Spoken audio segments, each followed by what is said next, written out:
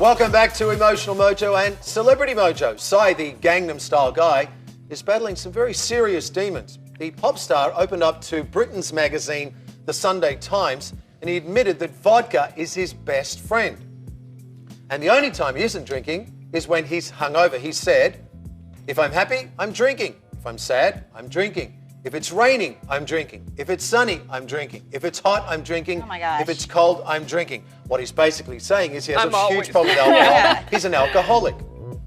Now, the interesting thing about this case is that he's a classic example of alcohol addiction and the link to trauma, because people fail to realise that behind every addiction is some serious trauma.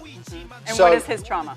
Didn't he admit he had it was abuse from his father? Yeah. So I've worked with addicts in rehab clinics, addicts one-on-one, and there is always an underlying trauma. Absolutely. And today, in the progressive rehab clinics, the ones that are actually getting success, they're doing some very radical things. Number one, they have dual diagnosis. That means they deal with the psychology of the person. Yeah. They also deal if there is some other need for medication.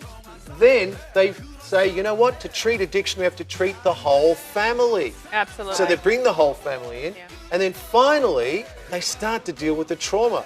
Yes, there is a situation where we can clearly argue addiction is a disease as a result also of chronic stress, which shrinks the frontal part of the brain.